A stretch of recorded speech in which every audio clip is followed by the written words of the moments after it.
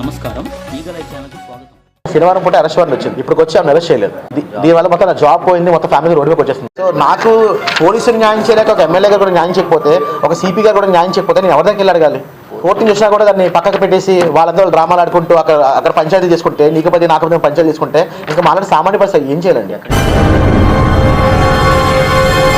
Best bus ads private limited అధినేత Gajuwaka Kotturu నరేంద్రను TDP మహిళా నాయకురాలు సర్వసిద్ధి అనంతలక్ష్మి గతంలో గాజువాక పోలీస్ స్టేషన్లో ఎస్ఐ రవికుమార్ కళ్ళెదుటే చెప్పుతో కొట్టిన సంగతి అందరికీ తెలిసిందే. అయితే ఈ సంఘటనపై అనంతలక్ష్మిపై ఎఫ్ఐఆర్ నమోదు చేశారని, ఈ నెల 21వ తేదీన కోర్టు ఆమెపై అరెస్టు వారెంట్ జారీ చేసినప్పటికీ నేటి వరకు పోలీసులు ఆమెను అరెస్టు చేయకుండా తమకేమీ తెలియనట్టు వ్యవహరిస్తున్నారని విశాఖపట్నం విజయ ప్రెస్ క్లబ్లో నిర్వహించిన మీడియా సమావేశంలో బాధితుడు కొత్తూరు నరేంద్ర ఆవేదన వ్యక్తం చేశారు. ఈ సమావేశంలో సమాజ్వాదీ పార్టీ రాష్ట్ర ప్రధాన కార్యదర్శి Kona Guravayya Yadav, BCY party member Sunny Yadav తదితరులు పాల్గొన్నారు.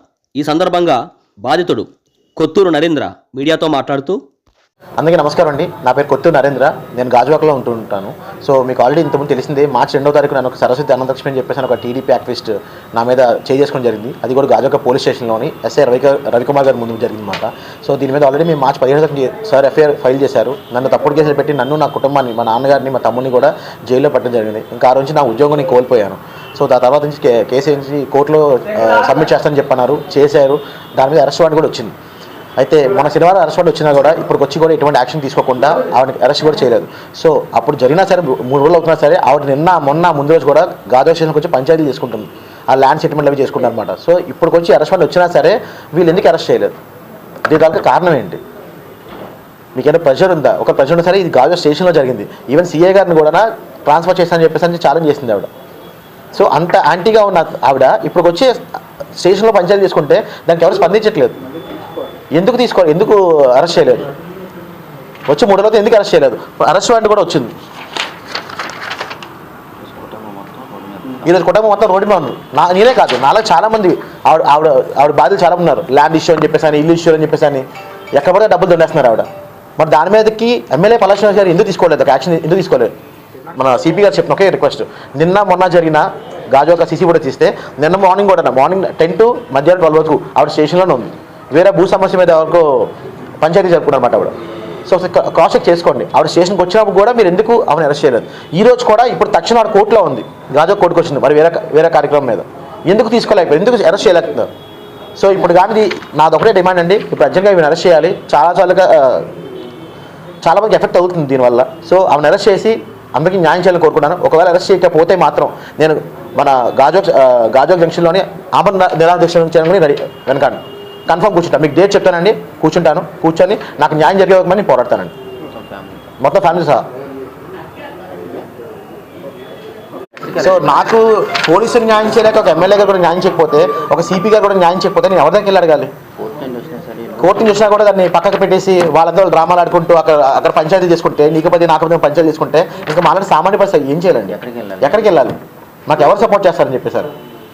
ఎమ్మెల్యే గారు తక్షణంగా ఆమెని పార్టీని సస్పెండ్ చేయాలి. ఆమె పోలీసు వారు అర్జెంట్గా ఆమెను అరెస్ట్ చేసి నాలాగే చాలామంది బాధితున్నారు, వాళ్ళకి న్యాయం చేయాలని చెప్పేసి కోరుకుంటున్నాను. ఒకవేళ న్యాయం జరగకపోతే ఇమీడియట్గా నేను నా ఫ్యామిలీ, నా కుటుంబంతో సహా నేను గాజువాక రోడ్డు మీద ఆమరణ నిరాహార చేస్తాను.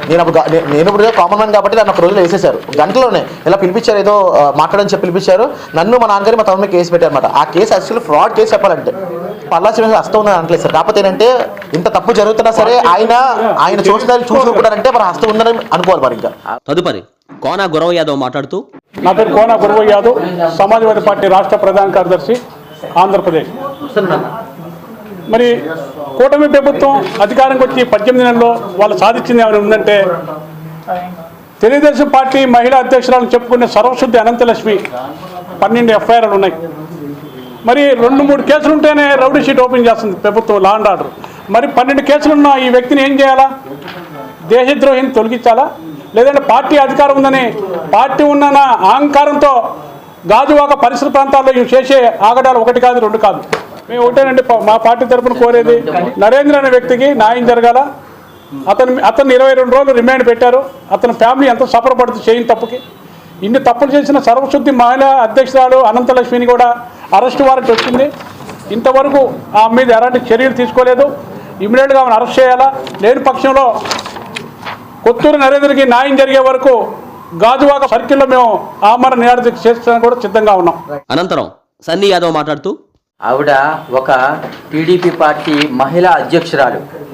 ఈవిడ చేసిన తప్పు 1 కాదు 2 కాదు, 12 నుండి అరెస్ట్ వారెంట్ ఇష్యూ అయ్యి వచ్చిన తర్వాత కూడా యాక్షన్ తీసుకోకపోతే ఒక సామాన్య మానవుడు ఎక్కడికి వెళ్ళాలి?